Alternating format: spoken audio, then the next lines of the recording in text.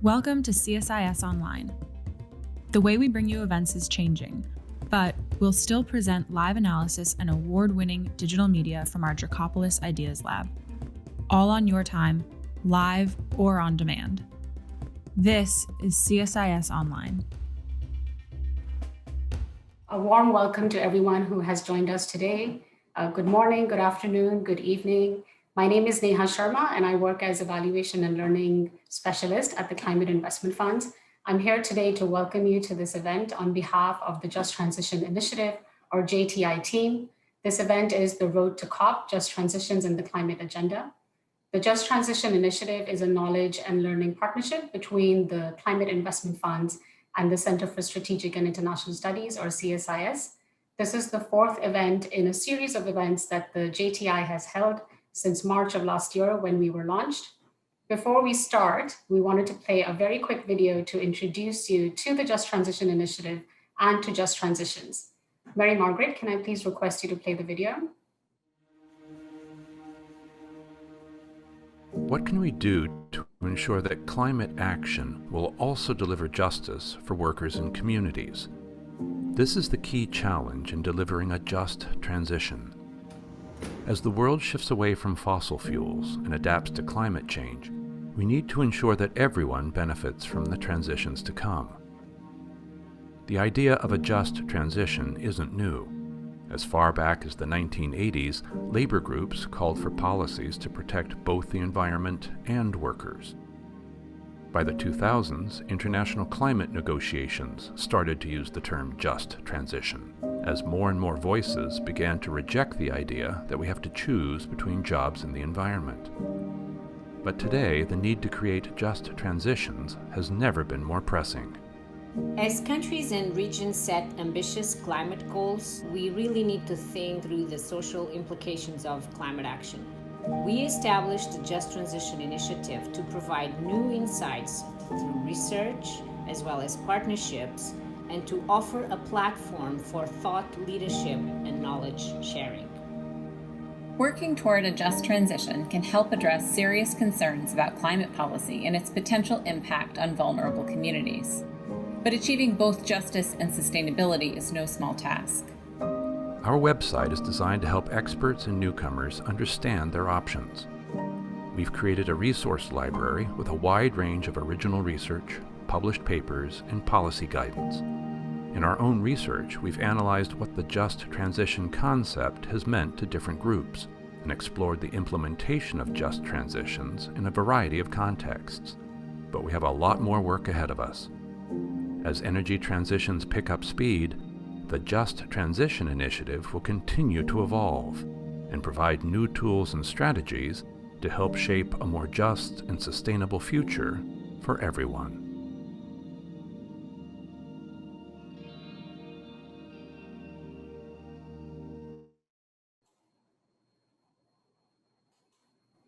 Thank you, Mary Margaret. Each time I watch that video, I feel new energy and charged up to do my best towards this agenda. I hope you had the same feeling. And apologies if you weren't able to see that video. There may have been some technical glitches, but it seems like most of you were.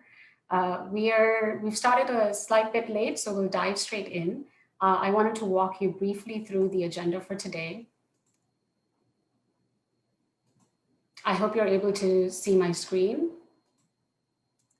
So after this brief introduction, Mafalda Duarte, who is the CEO of the Climate Investment Funds, will be interacting and moderating a discussion with our four eminent speakers. These speakers are Kate Hughes, who's the Director for the International Climate and Energy in the UK Department for Business, Energy and Industrial Strategy. We have Andrew Light, who's the Principal Deputy Assistant Secretary for International Affairs at the US Department of Energy. We have Ajay Mathur, who is the Director General Designate for the International Solar Alliance, and previously the Director General for the Energy and Resources Institute in India. And Samantha Smith, who's the Director for the Just Transition Center at the International Trade Union Confederation. After this moderated discussion by Mafalda, we're going to jump into a Q&A moderated by Sarah Ladislow, who is the Senior Vice President and Director for the CSIS Energy Security and Climate Change Program. And lastly, we'll have a short closing to brief you on some of the new research and strategic directions that the Just Transition Initiative will take. A couple of very quick announcements. This event is being recorded and it will be posted on the Just Transition Initiative website after the event. Please use the Q&A function to pose questions. You have the ability to upvote questions, and if you do so, they have a higher chance of being picked up by our moderators and being posed to the speakers. We've also allowed the use of the chat function to communicate with the audience and share resources, but for questions, we request that you use the Q&A function. And lastly, just to get us warmed up, we have a quick poll for the audience. We wanted to collect some input that can be used later by our speakers and moderators to frame the discussion. Can I please request the IT team to launch the poll? We hope you're able to see the poll, but for those who are not able to, I would read out the question. The question is, to what extent are just transitions relevant to accelerating the pace on climate agenda in the run-up to COP26? The options are very relevant. We cannot achieve the climate goals without a just transition. Somewhat relevant, it will help to accelerate actions, or not relevant, it's getting way too much attention and taking away from the real issues. We hope you're able to respond to this poll. In case you're not able to see the poll, please feel free to use the chat function to also share your thoughts.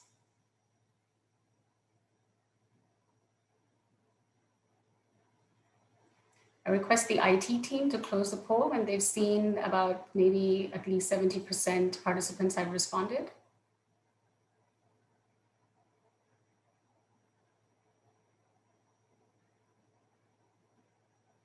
I see that the poll was closed, and very pleased to see that most people today, 78%, think that it's very relevant and are very much aligned with the thinking of the organizers for this event. We will bring up the results of this poll again in the Q&A and ask the panelists to reflect on them. But again, like I said, we want to dive straight in. So I'm going to hand over to Mafalda to get us started on the discussion. Thank you very much, Nia, and welcome from my side as well. We have a lot of participants, the 359 participants. It's also my great pleasure to welcome you to this workshop on my behalf and Sarah's from CSIS. And really let me say what a pleasure it is for me to be among friends and colleagues that really, appreciate the importance of the topic that we are discussing here today. Some of you, I was actually not in contact for some time, so it's great to see you and be with you again. The video that you have just seen expresses and articulates well what we are trying to achieve with this Just Transition Initiative, and also the framing of this topic. Before I'm going to start with those that you want to hear from, and I also want to hear from our eminent speakers, just again to reiterate a couple of really important points that the film also touches on. We are going through very significant, and if we are to meet our climate goals, we will go through some very significant social and economic transformations. In fact, potentially and most likely at a scale and speed that we have not experienced in human history. And I think this needs to land with us because this is really significant. And so, rightly so, it is prompting concerns of the impacts of such disruptive, rapid, deep changes, the impacts that these are likely to have on large sections of the society, and particularly the workers and communities that are reliant on fossil fuels and other natural resources for their livelihoods. So we already live in a world that has quite deep-rooted inequalities. We all know this very well.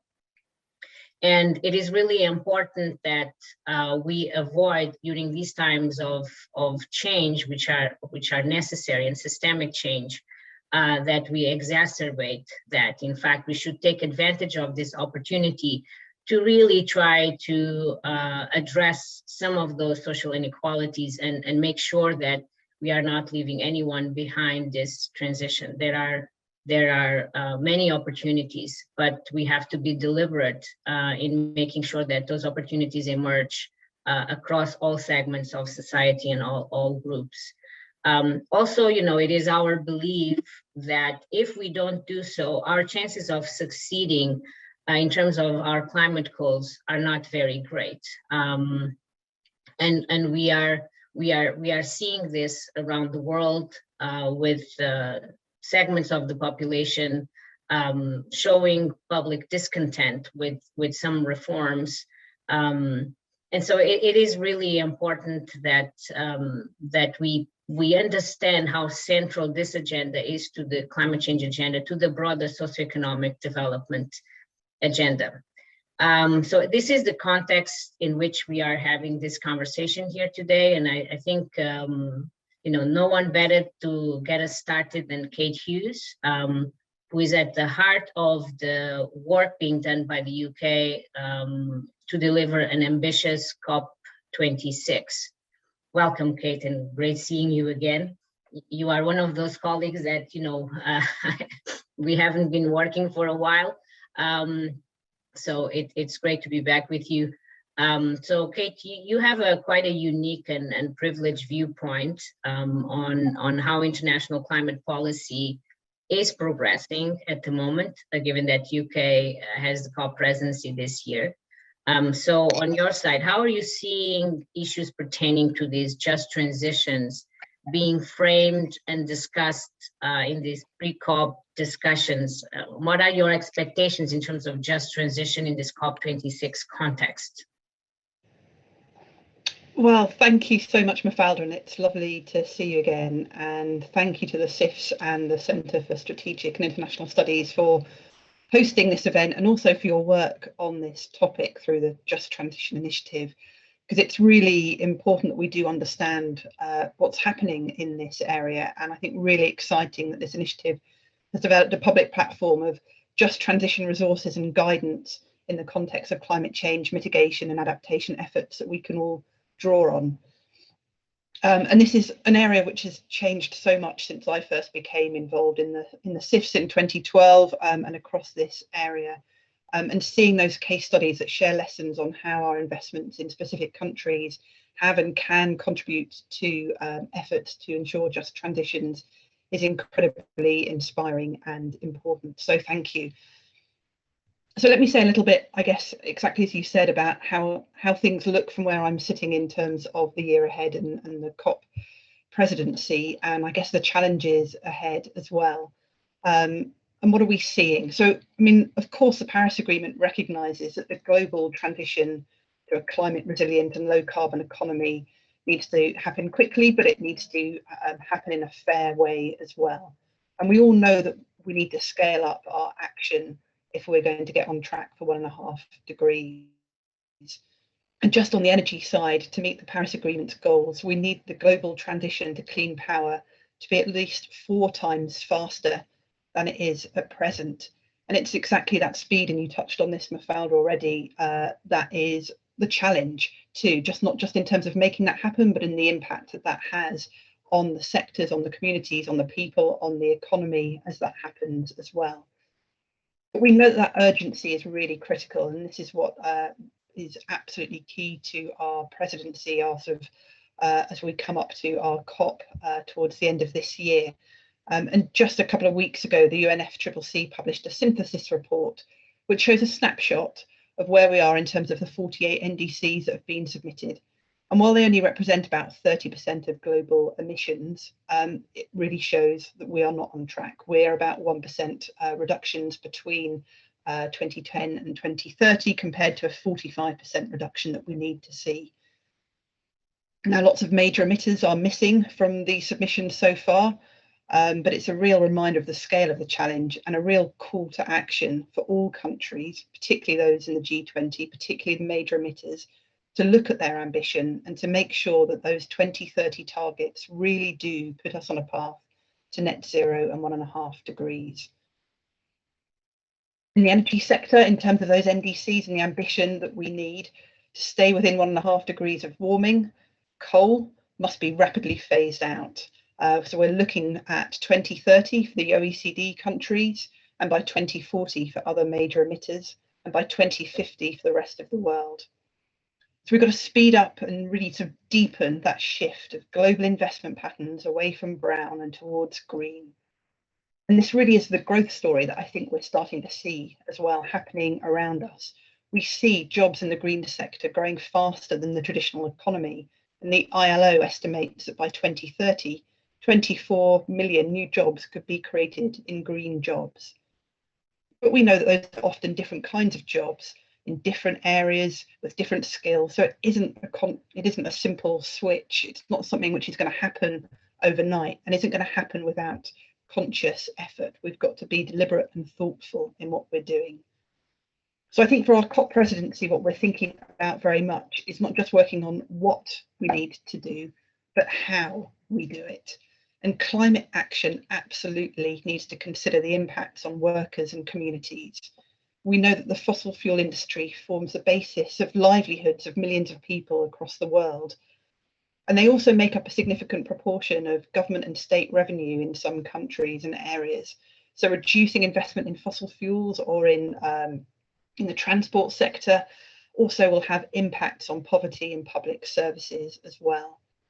So we must bring society together in this inclusive manner. And this is exactly what the Just Transition aims to do and exactly what we're aiming to do with COP in terms of that inclusive approach. I think just I wanted to say a little bit in terms of that framing for the year ahead as well. We're looking at various themes for COP26: adaptation and resilience, nature, transport, finance and energy. And of course, they're all really interlinked and we need to see changes and transitions across all of those. And we need to do all of those in an inclusive way. But we know it isn't easy to make those changes. And we need to do it in a way that recognises the impacts on people. But as others have said already in those videos and what you said, Mafalda, this isn't a brand new concept. We're working from a really good framework that we have from the International Labour Organization and their guidelines on what that could look like and what the just transition could look like in terms of employment and decent quality jobs and inclusivity. The UK has also set up the Powering Past Coal Alliance with Canada, which has been a driving force for raising ambition and engaging with coal-intensive communities and bringing together trade unions, local leaders, businesses and governments. And of course, at COP24 as well, the Declaration on Just Transition was published, and that's really garnered a lot of support for the principles we're looking to implement across our approach towards sustainable economies and societies. We've also got a lot of programming behind us as well, where we can point to case studies of examples of where this is starting to happen and to build on this as well. The CSIS have done lots on this in embedding gender and Indigenous population considerations at the fund. We're also looking at projects in South Africa, I know through the CSIS, the Seer Wind Farm, where they really, through your leadership, Mafalda, there's been strong stakeholder engagement with communities and local municipalities and looking at local employment opportunities as well. And in that fantastic CSP power plant in Morocco as well, critical and central to that was that comprehensive social development plan, which went beyond direct employment issues and included proposals on education, sanitation, and even things like rural roads as well, so that actually it's benefiting that much wider community across the piece. So maybe just pause there and say, I think there are some really good foundations to build on in terms of what happens through to COP, but we absolutely have to move from this being a tick box to part of the core design and delivery of our policies and of programs and thinking of the how and not just the what. Absolutely, Pete. Thank you so much. And participants, we have more and more. Please start posting your questions on the chat. We will take them in the longer Q&A at the end. You made some really important points. I mean, those statistics, Kate, speak for themselves. We need to really accelerate. And it is a big challenge.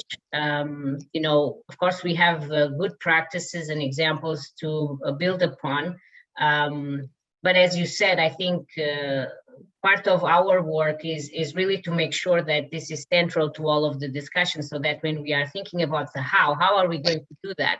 That's not an afterthought, that, it's really being built into, the investments that we are thinking, the policies that we are thinking that are required, the deliberation. But I take the point, I think, your point on what, yes, but the how is really, really important.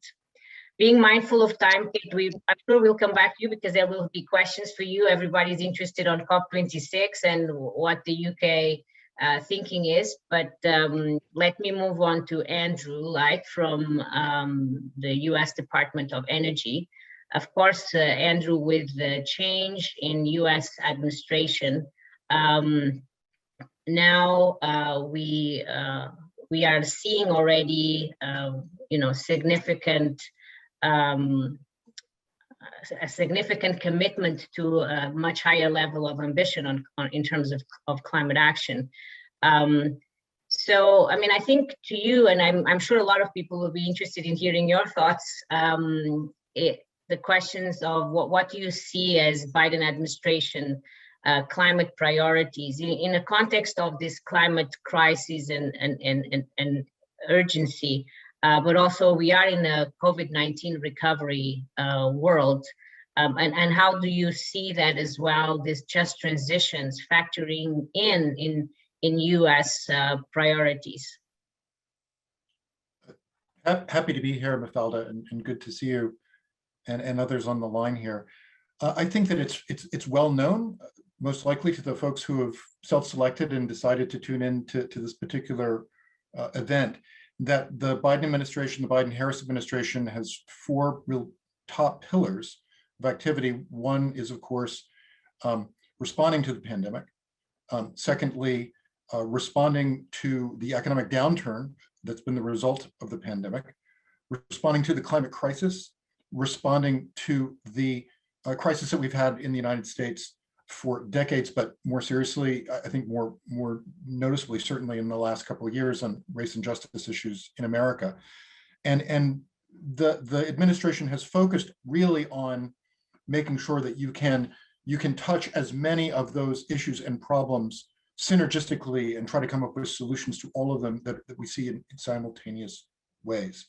One way in which we can see that is that everyone from the president himself through the agency, certainly my boss, Secretary Jennifer Granholm at the Department of Energy, everyone in my office in the Office of International Affairs at the Department of Energy, firmly believes that attending to climate change is a job creator fundamentally, and it always has been. It is just that we're now beginning to see this much more clearly, I think, than we did back in 2009, as the opening video sort of helped to frame this, and more palpably and with greater sense of urgency. It is, I believe, the greatest opportunity, job creation opportunity that we have in our lifetimes, that we'll ever have in our lifetimes, to shepherd through what will be a just transition to a clean energy, a global clean energy economy. The Biden administration has been absolutely clear that our goal is to achieve net zero emissions in the United States by 2050, and we will be producing shortly a new NDC under the Paris Agreement, which is part of our responsibilities as we rejoin the Paris Agreement on day one of this administration, that will be consistent with that trajectory. And it will be a jobs creator. It will be a domestic policy, fundamentally, that is focused on creating millions of good-paying clean energy jobs. The opportunities here are enormous. We've known they've been enormous, since the Paris Agreement was first negotiated. In 2016, the International Finance Corporation produced a study of just the commitments of the top 21 developing countries under the Paris Agreement, not the over 180 who had made commitments under the Paris Agreement, but just the top 21 developing countries, and broke it down sector by sector and region by region, and estimated that those commitments created a $23 trillion investment opportunity by 2030. The United States has been largely, to my mind, sitting on the sidelines in the presence of that opportunity in the last 4 years. And now we are back and going to be competing with many other countries around the world to make sure that we can lead and provide the solutions that are needed by countries to achieve their targets under Paris, which are now actually getting better. And we hope that their ambition will increase, and we will see signals of this emerging over the course of the year through the April 22nd climate summit that President Biden will host, through to the Glasgow climate summit in November. With respect to just transition issues, these are a central focus for how we think about certainly domestic climate energy policy, also global climate energy policy.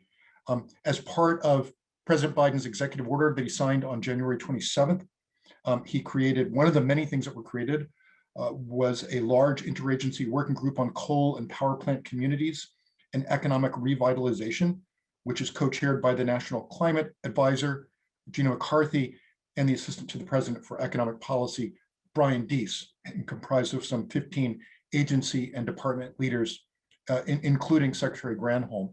And so they will be looking intensively at what needs to be done to target communities that have already experienced some employment loss from the energy transitions that happened in the last 4 years and that may happen in the future, and to make sure that we are always creating good paying jobs along with the ample opportunities in front of us. The other way that you see this domestically in the United States is certainly through the commitment to energy justice. Again, as one of the 4 pillars of how we put together those 4 pillars of the administration, what's known as the Justy 40 initiative, which President Biden campaigned on in the last election, that 40% of the benefits of federal investments, including clean energy, would flow to racially disadvantaged communities in the United States. And so across the board, in looking at environmental justice, energy transitions, access to renewable energy, systematically, the Department of Energy and many other parts of the US government will be going through and making sure that that is another part of how we understand just transition in the context of the revitalization of the focus on climate change in the United States. Thank you very much, Andrew. I mean, we see a very strong alignment here in terms of the UK. Of course, I mean, we wouldn't expect otherwise between the UK agenda and the new Biden administration. And, you know, I think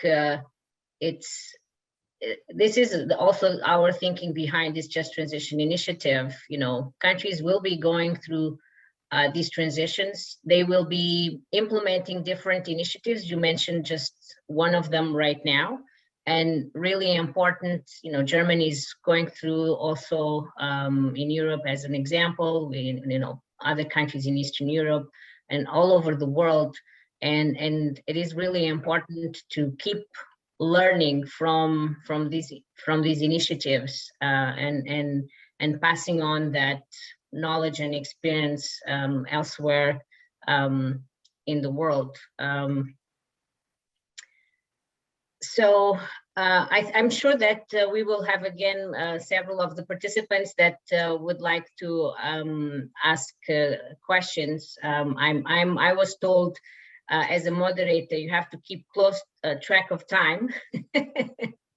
So I'm trying to do that job well. But I'm sure we'll come back to you as well, Andrew. Let me move on to Ajay. Now we'll get the perspective from you know, from India. India is a very interesting case study in this context. I mean, I don't know if it's well known to the participants here, but we've concluded under this Just Transition Initiative last year a case study on South Africa.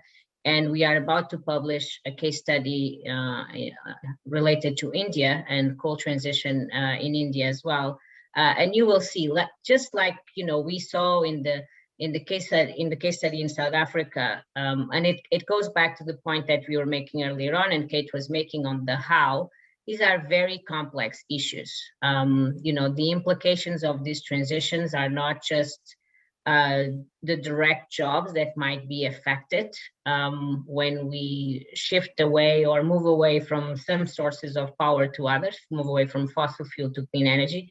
But there's all sorts of ramifications and linkages that go much beyond those direct jobs and the local communities and have multiple implications across sectors and across regions.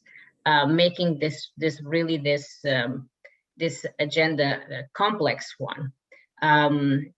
So Ajay, congratulations first of all on your recent appointment. I hadn't had a chance yet to congratulate you in person and look forward to working with you in that capacity. But I think one of the relevant questions for you is how do you see the importance of this just transitions, the just transition agenda to developing countries such as India? And how are you seeing them being recognized, these notions, and applied? What are your thoughts? Let's have a first go at it. Thanks very much, Mafalda. It's absolutely wonderful to be here. Many thanks to you at CIF and our CSIS colleagues for putting this together.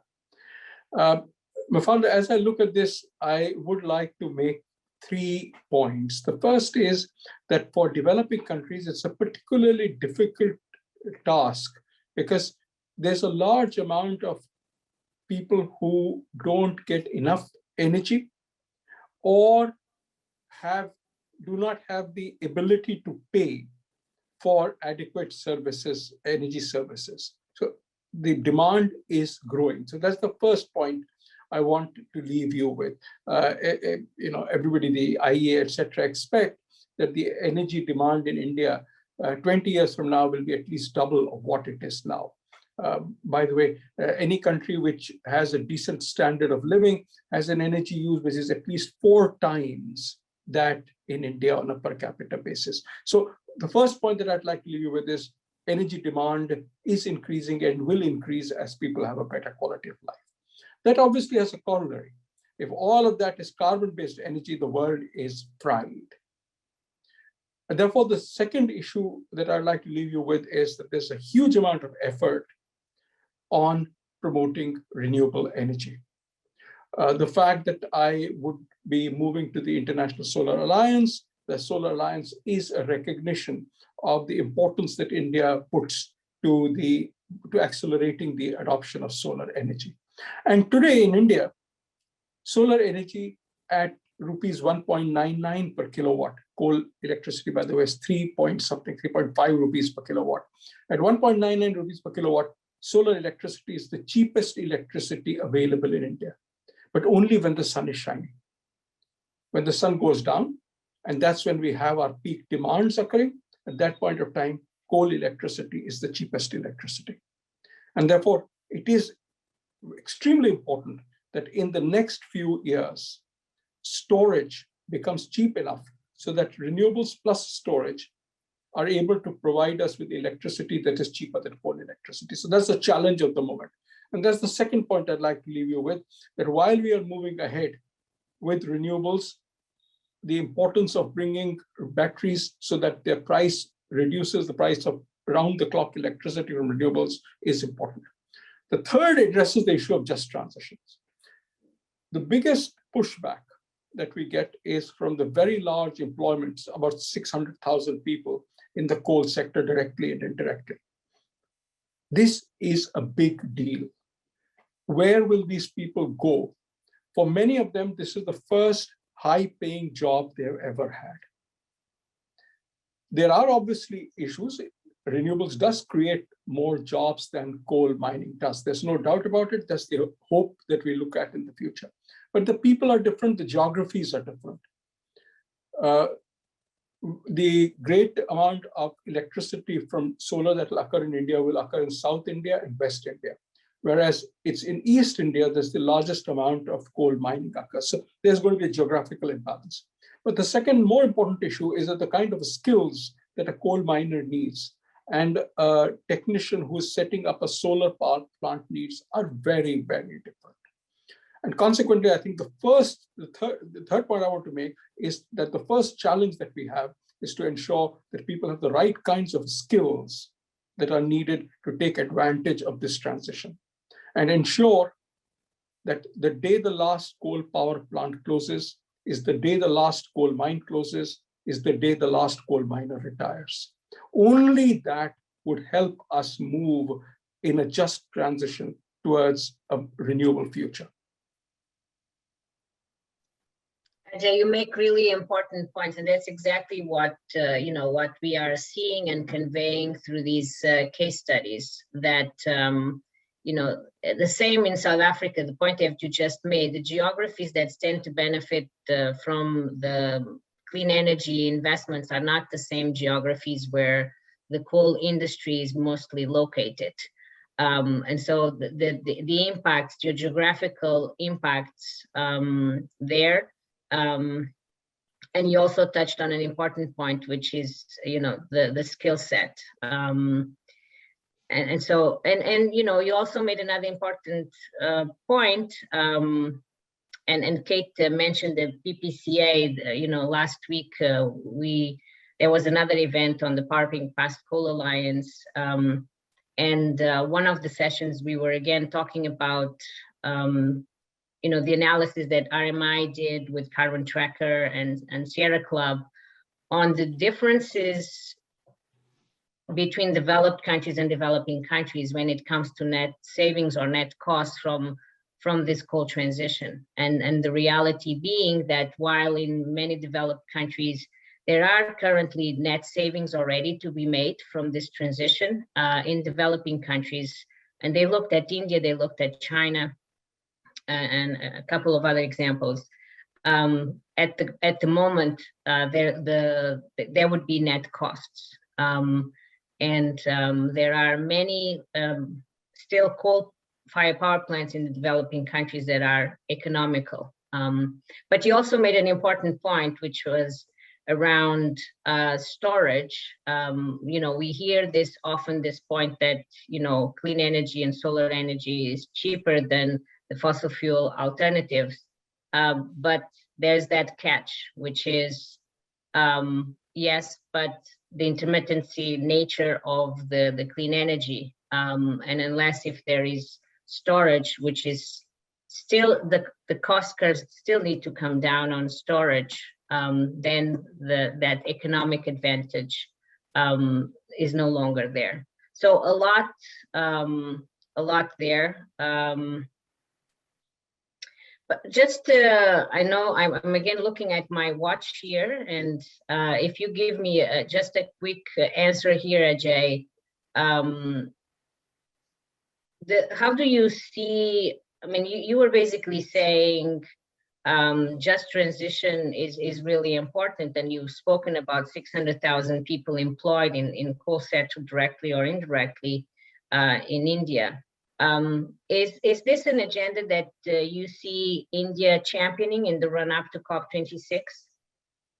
Oh, absolutely. I think the Prime Minister has said this often. He said this last month at the World Sustainable Development Summit, which was hosted by Terry, and he inaugurated that at the end of the day, it's the just transition which makes the case, which makes the ethical case for a transition towards solar energy. And he made the point that no person should be left behind. So there is a recognition, there is a very clear understanding that this is not a problem which is going to solve by itself. There would have to be interventions. And we are all in this together. We are learning it as we go along. Very good. Excellent. We are very glad to hear that, because that's also the point that we are making all across, is that this needs to be at the core of this agenda if we are to succeed on the Paris Agreement goals and our climate change goals. The Just Transition agenda needs to be at the center. Thank you, Ajay. We'll come back to you, because I'm sure that, again, we will be having questions from our large audience. Samantha, thank you very much as well for being with us. Already several colleagues here spoke about jobs and quality jobs. What do you think are the top priorities for labor organizations when engaging in these national and international climate policy discussions, and especially in the run-up to COP? What's your sense of what you are seeing, and what in terms of what you are participating in? Are we on the right track? Well, I guess it will surprise no one that I'm also going to talk about jobs, right? In 2020, globally, 500 million formal jobs disappeared. And we expect that another 500 million formal jobs are going to disappear in 2021. And then in addition to that, you've got about 1 billion people who are informally employed, who either lost their work or fear that they're going to lose their work. So you're really just talking about a kind of jobs apocalypse. And so, and basically every situation where you're going to encounter the labor movement, whether it's in international fora, in the negotiations leading up to the COP, in the G7, the G20, and so on, we're going to be talking about the need to create good climate jobs. And for that, as part of a broader social contract where people have rights at work, where people have pensions and social protection, where we have investment in care and so on. So I think that if we can't have a recovery that is rich in good jobs and that respects people's rights, also rights to form trade unions, then it's pretty hard to see how you're going to have the kind of political stability we need for to roll out climate policy. And if climate policy isn't, really a jobs program, it's also hard to see how people are going to support it more broadly. So that's our priority. In terms of whether we think things are on the right track, well, in the formal negotiations, we would really like to see many more countries not only sort of mouthing the words just transition in their revised national development plans or nationally determined contribution plans. We would actually like to see real plans for just transition that are based on social dialogue, based on the ILO's guidelines. I was very happy to hear Kate Hughes shout those out. And really based on this dialogue with workers and their unions, with employers and with government. I know we were also involved in the Powering Past Coal Alliance Summit late last week, and we were very happy to hear the UN Secretary General reinforce the UN's support for just transition as a key part of climate action. You can't do it without it. And also to call on all countries to embrace the ILO guidelines for just transition. So at the moment, it's really South Africa that has just transition in its commitments under the Paris Agreement. A couple of other countries have mentioned it, but they can't really back it up at the national level. So we would like to see much stronger commitments, much more real commitments on that front.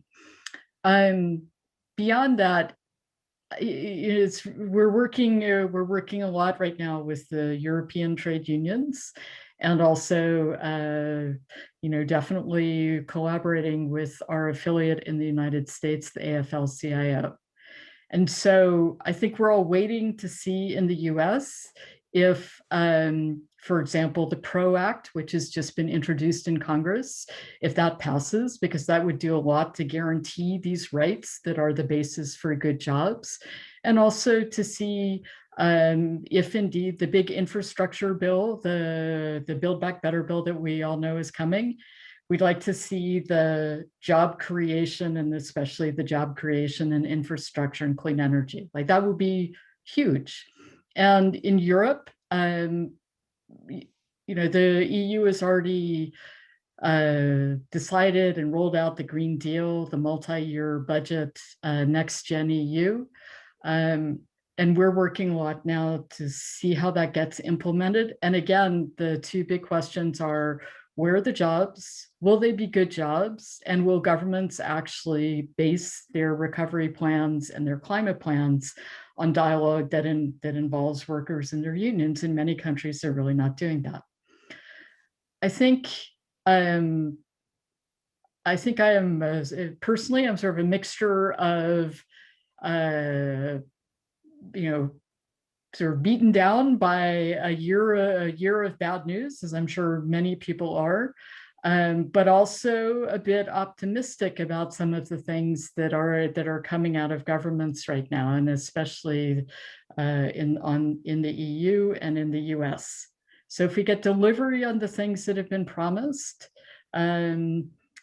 also, maybe some political developments in countries such as Brazil, where we see that Lula, the leader of our movement in Brazil, with the Workers' Party being tied to the unions, that his convictions have been erased, that he has all of his political rights restored.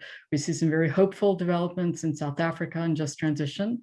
So we think we could see quite a big year on this issue, and very, of course, happy to see political leaders make it front and center, but now we need to make it real for people on the ground. Thank you, Samantha. In fact, it's very interesting because I was recently in another event and somebody, a speaker was speaking about job losses. I mean, it was a US statistics, but even beyond the gross number of job losses, what caught my attention in that intervention was when she said in December in the US, 140,000 job losses.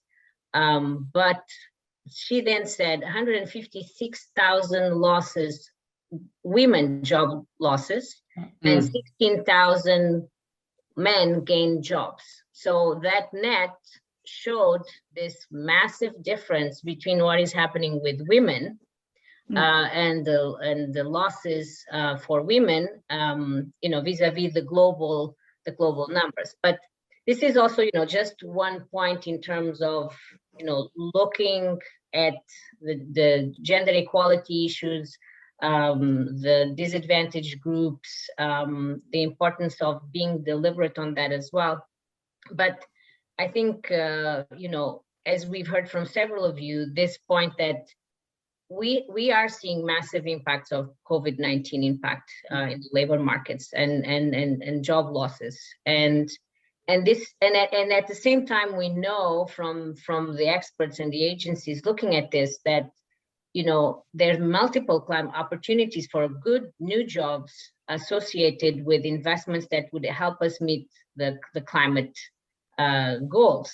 So this is the moment to seize this, because we have to go through a recovery. We'll have to regain these losses that are being lost.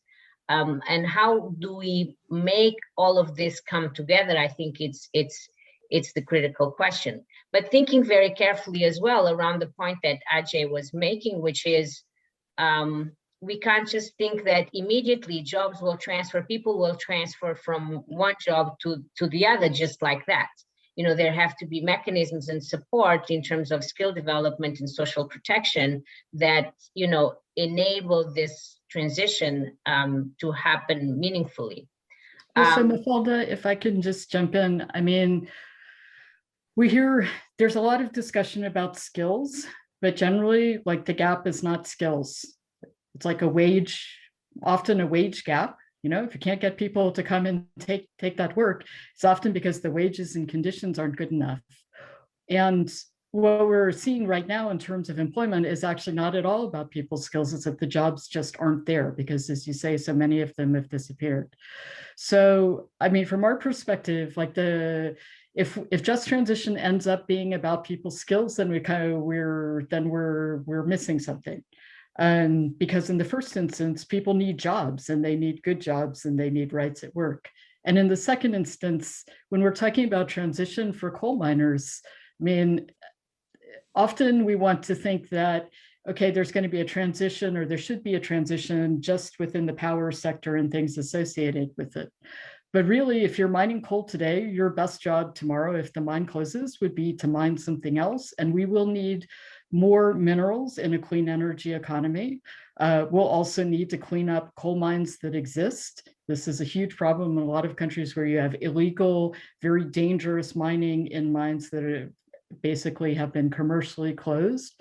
And the third best job for coal miners is in skilled construction. And for all of these jobs, there's very high skill transfer. So I just really want to encourage us to keep our focus on getting people back to work. And as you say, not just in male-dominated professions, but also good jobs for everyone, and maybe especially women.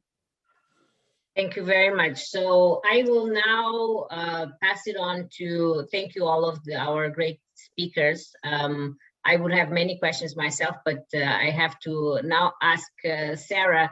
Sarah, please lead us now in terms of the facilitated discussion. And I'm sure that we've had quite a few good questions coming in through the chat.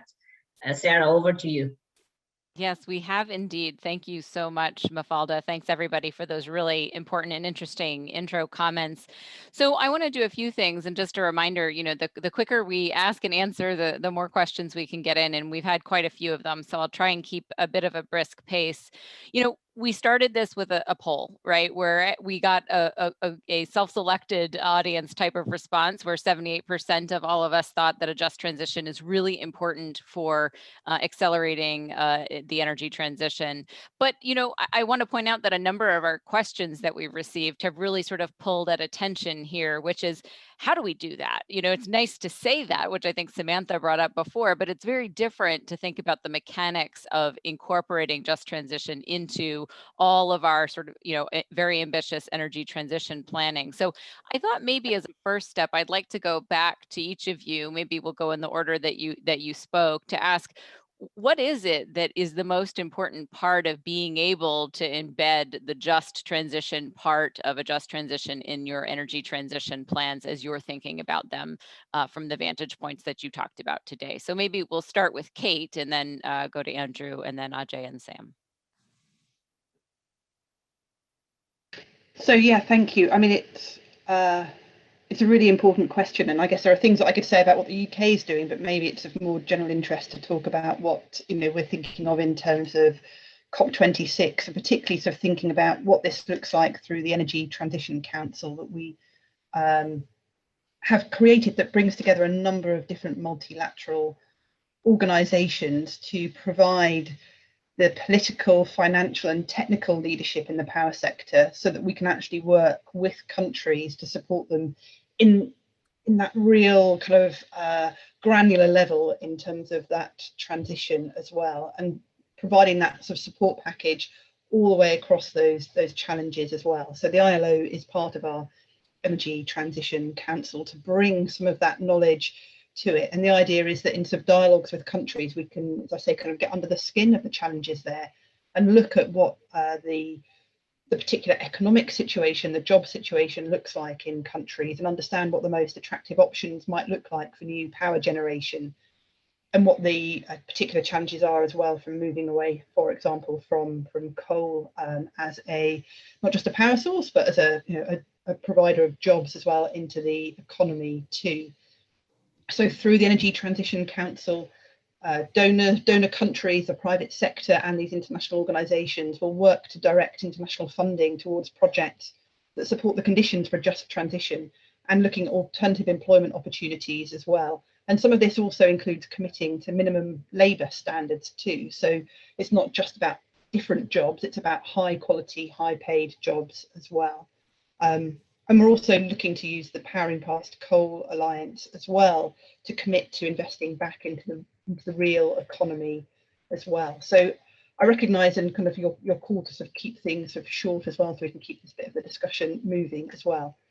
This isn't easy, and we sometimes talk about that kind of orderly transition. This isn't something which is going to happen overnight, and we're going to need to take our time over it as well. So where we can align the political side of things, the economic, the investment side of things, and leverage that real expertise, I think that's going to help. It's not the full answer, and of course we need countries to be working with us as well, and to then draw on the case studies that we've talked about a bit about today as well, to show where and how it can be done. Thanks, Kate. Andrew, your thoughts on this?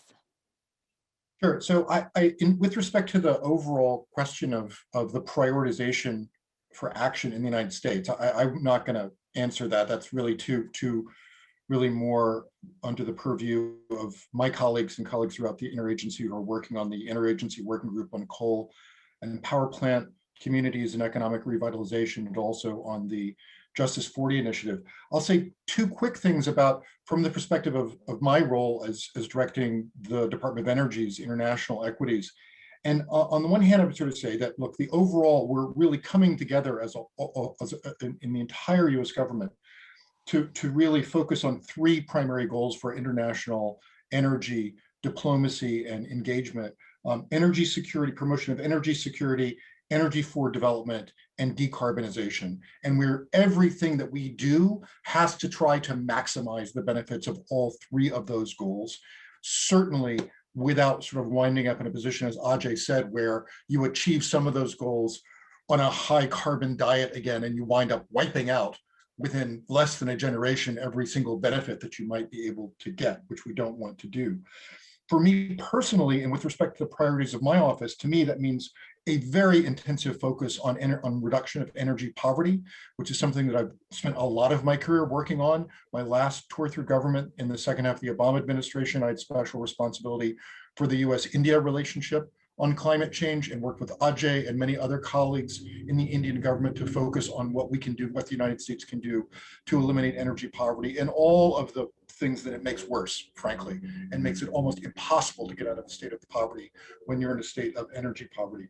And at the same time, build up resilience of energy systems in the face of climate change. And this is obviously not just a problem in developing countries around the world, it's a big problem in the United States, as we've seen recently as well. And that is something that's absolutely essential in order to think about what does a just transition look like. The second thing I'd just sort of say quickly is, when I was talking earlier about that massive trillions of dollars of opportunity that's available out there in the world, one of the ways that I think about my job is that I need to demonstrate and actually prove that every single bit of bilateral and multilateral cooperation that the US government does on energy is something that also eliminates energy poverty, creates resilience in other countries, builds jobs in other countries, and builds jobs in the United States at home.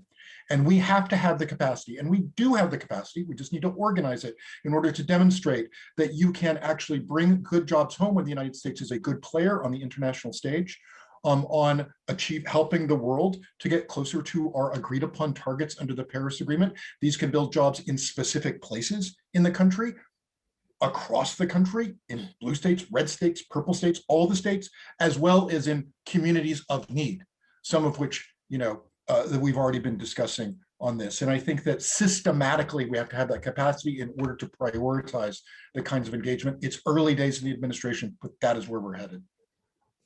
Thanks, Andrew. That's really important perspective. I mean, not lost on a lot of us, but how important understanding that all of these investments and plans are now being perceived fundamentally as jobs plans, right? Not just least cost reduction pathways to a decarbonized society, but jobs plans, which is very different than we were a decade ago. Ajay, I'd like to get your view as well. You mentioned a number of different factors that you thought were important for a just transition, but if you could prioritize, one or two of them, what do you think is most important for making sure just transition is a wind at the back of the decarbonization agenda? At the heart of it, when people lose jobs, they do it, or they obviously lose the economic lifeline, but they also lose their social lifeline, and the environmental world around them also crumbles. Remember that most coal miners are miners in coal mines that have occurred in the same areas where they had farms earlier. And in 2 generations, they've forgotten all about farming. So this happens in many dimensions. Clearly, what makes sense for one area with one coal-bearing area does not mean the same for another. Many years ago, I read I think it was the New York Times, that in the Appalachian area, moving to beekeeping was actually more profitable than working in coal mining. The short point is, it is local. What we move to from coal mining is very local. So what we need to do is to work with the people who can make this happen. The local bankers. What are the kinds of economic options that make sense? How do they provide loans for that? In the Indian context, there is a government official called a block development officer who is in charge of the infrastructural needs, the investment in the infrastructural needs in a small geographical jurisdiction. They need to understand what are the kinds of options that they move to. So it is this level of enabling skill building or strengthening skill building that is required. I would put that as the first priority. Thank you, Ajay. Sam, I want to get your perspective on this before as well. We've talked about this before, but I think I might know your answer, but let's see if I'm right. Yeah, well, you might have said part of my answer already, and maybe Andrew and AJ also said part of it. My answer is going to be that the first priority is actually that people have rights at work. Because one thing we know is that you're not going to get a good job unless you're organized for it. And in a lot of countries, including India, you don't actually have to be a union member to get the benefit of a collective bargaining contract. In fact, contract workers in the coal sector, they're not necessarily union members, but they are being collectively, their rights are being secured by those who are organized in collective bargaining with Coal India. So one is rights at work and the right to form a union. And not to just sort of single out India, this is an issue for developed countries as well, for the UK and for the US. And then two is, as you said, we need to rethink, or it's amazing to see, and we also need to see it in practice, how climate policy is actually good jobs policy. Because if people don't see how climate policy is going to solve their problems, which right now the biggest problem is being unemployed, then why would they support it? And I guess the last thing that I just want to pick up on what AJ said, we work with unions all around the world on just transition, and it is different in different places. And the way, you have these basic principles, but then what a solution might be for coal miners in one region might be different in other regions. So, this idea of regional development plans is pretty important. That's great. Yes, you definitely covered it, Sam. I was thinking about social dialogue, which I think was embedded sort of in your in your encompassing statements there, which I've learned a lot about through working with you over the last year or so. We've got a few minutes left. I want to try to get to two core tensions that were in our questions, and I'll divide them up. The first to Andrew and Ajay, and then the second to Kate and Sam. But if you wanted to add on something really bad, just wave, and I'll make sure I try to get you in. Andrew and Ajay, we have a core tension here in a lot of our questions, which is how do we get developing countries and developed countries to have a productive dialogue on this topic of just transitions when developing countries, arguably have every right in the world to develop the resources that they have, the constraint of being put under to do it in a cleaner way when that's not been the way development has happened in the past. What is needed in the dialogue between developed and developing country? We've had a lot of skepticism, or a few bits of skepticism in our questions about the willingness of China and India to genuinely engage in a just transition conversation, given the heavy coal nature of their economies as well. So I'm just curious, is it tech transfer? Is it finance? Is it dialogue on how to do the sort of skills training and the just transitions? What is it that the international sort of community between developed and developing countries can contribute here to making the transition easier for developing countries? And maybe I'll start with Ajay and then go to Andrew. I think there are two things that come to mind. The first is that as we make the transition, it is very clear that this would be led by economics. Ultimately, it is the willingness and ability of people to pay for energy which matters, and especially in a society which is starved of energy for many reasons, including the willingness to pay. Therefore, making renewable energy cheaper is the most important goal, and that's at the heart of Indian policy. So it is irrelevant what other countries believe or think about it. If internally we are able to make renewable energy cheaper, coal becomes economically obsolete. That's the first part. The second part is that there has not been a great international experience in either financial or technology transfer. What we learned in the years before Paris is that given India's large market or China's large market, there were ways in which we could manage the financial and technological transitions. And whether it was solar photovoltaics or whether it was LED bulbs, in both of those, we saw great price reductions occurring so that the high carbon emitting options became economically obsolete. And that is what we are trying to do now. Excellent. Thank you, Ajay. Andrew, would you like to add to that?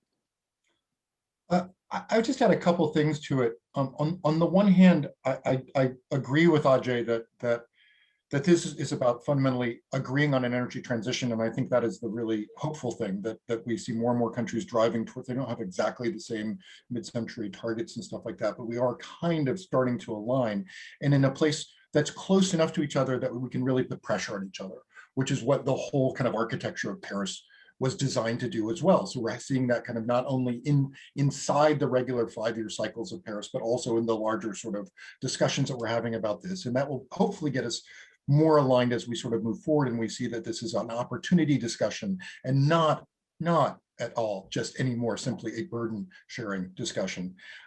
The second thing on this is that I think that when you look at something like Prime Minister Modi's incredible targets, and in a good way, of 450 gigawatts of non-fossil energy by 2030, that is a target that is going to be met by driving as much private sector capital into India as possible at the best rates possible, so that something like that is to be achieved. That is going to be a target that outstrips any potential, negotiated target we would get for capitalization of the Green Climate Fund. And that's the kind of ambition that you want to have.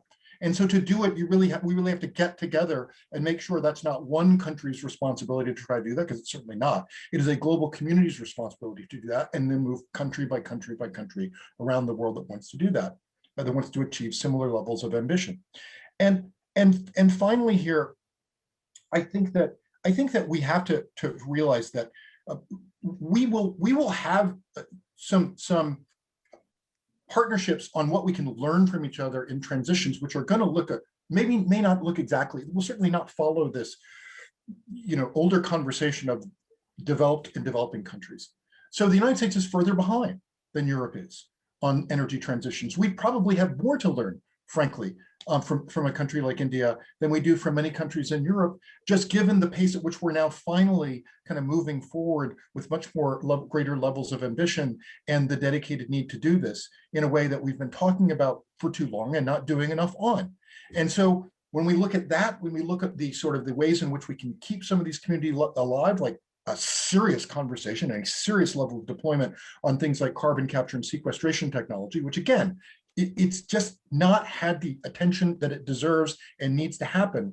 When we look at the similar problems that are faced like countries, the similar challenges, hurdles, and opportunities faced by countries like the US and India, you can see a lot more of a motivation for working together on that kind of technology solution side of the question, as well as the way we sort of think about creating the financial conditions whereby countries can actually meet these critically important targets. Thank you. Such important points. Okay, I'm asking for a dispensation from the powers that be for a couple extra minutes, because I do want to ask Kate and Sam about this last tension. Lots of questions about, sure, we need a coal phase out. We also happen to be building more coal-fired power plants. So what are we doing really here? And how do we make sure that for those countries that are building a coal future and those that are leaving one behind, we start to talk in very honest terms about what it means to phase out that sector, what it means to, deal with those communities. How do we do that in just a couple of minutes? So I'll go to Sam and then let Kate have the last word here. Yeah, well, how you do that is that you start planning before the mine closes, right? Because if there's one thing that we've learned from working with unions and also governments around the world, it's that if you start planning the transition when stuff is about to close, you're already too late. So the first lesson is that local economic diversification is everything, and you have to start that early and be sure that it's job rich. I think the other issue is that we know that globally there are many countries that are energy starved, either because there's not enough generation or energy is too expensive. But at the same time, all of those countries have a desire and maybe also an obligation to help people move from informal, unsafe employment into good jobs. And so attaching labor standards to your energy transition, to public investment, to private investment, to stuff that's going to get built to permitting is absolutely key. I think I'll stop there. Thank you, Sam. Okay, Kate, love to hear your view on the same topic. Well, thank you. So I agree with what Sam said there and some of that planning point. I mean, one of the most powerful things I think that is happening are the commitments towards net zero. I mean, we have a huge sort of global set of commitments towards net zero now, and certainly, you know, in the UK where we have legislated for net zero, it's absolutely clear to everyone in the economy that's what we're heading for. And that means in terms of policy certainty and investor certainty, there's nowhere to hide. Every bit of the economy has to act in the same direction. And as we move towards global net zero, and we're very, very clear on those temperature targets, actually, you know, we are seeing through the finance sector as well, through governments, that increasingly investing in coal is not the answer. And that's not where the private finance wants to be. People don't want to have those kinds of stranded assets as well. So that long-term policy certainty, setting those targets and then acting through all of the sectors that we can, I think will certainly sort of shift the sectors and countries increasingly away from coal. But there are a number of things that we also then need to do to help countries who might be thinking about building coal-fired power stations to make different decisions. And that's again partly where the international institutions can come together to show those alternatives. And we're increasingly seeing that at the MDBs, and we know we need them to do more. And it would be remiss of me as well not to kind of mention the work that the CSIS has been doing to think in this space and try and pull together an accelerating coal transition fund as well to really underpin and support that transition, because we know it's not going to happen without support and some finance as well to really kickstart it, particularly in some countries where that help is needed to make it a reality. Thanks. Thank you so much. Such important set of comments and perspectives. I'm going to turn it back over to Neha here for some closing remarks. But personally, just want to say thank you for all the work that you're all engaged in. It's important. It's been a rough year, not 2021, but the last 12 months. And as Andrew said, being very opportunity oriented about it does sort of put it in the right frame. It'll be a big transition for everybody, but if we do it right, it can be a really productive and positive one as well. So thank you all very much for your comments and for your time today. Neha, I'll turn it over to you now. Thank you, Sarah, and thank you, everyone. I'll keep this very short since we are a bit over time, but just wanted to extend a really warm thank you to all the speakers and the moderators today. And if I may take some liberties, extending the International Women's Day celebrations from yesterday, I wanted to extend a especially warm thank you and gratitude to the strong female leadership that we witnessed today and we continue to in the field of climate change. So thank you. And lastly, just wanted to leave behind I'll share my screen again.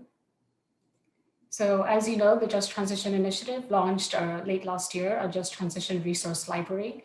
We hope you're able to see this library. It has about 100 or so curated resources, including case studies and tools. We saw strongly today coming from the speakers this need for shared learning, whether it be the global north, global south, across sectors, and the need to look at just transitions, not just in the energy sector, but related sectors, including forestry, agriculture, land use, other themes that came up today. So we're planning to extend this resource library this year and look at just transitions as they might be relevant to other sectors. So we hope you'll watch this space. In addition, this year through the Just Transition Initiative, we're launching 2 new research pieces. The first will look at the role of just transitions in the COVID-19 recovery. We've heard a lot about green transitions. We've heard about just recovery, but we're really going to apply the just transitions lens to recovery and stimulus packages taking place around the world, looking at social inclusion issues and distributional impacts and what that means for these stimulus packages. And we will publish a research paper with in-depth case study analysis on the readiness for coal transitions, focusing both on developed and developing countries. So just sharing a few things that are coming from the Just Transition Initiative umbrella and thanking everybody for participating. We know that there are a few unanswered questions and we'll make an attempt from our team to answer them through the format of a blog or reaching out to our speakers afterwards to see if they don't mind sharing some thoughts. Thank you everyone for joining.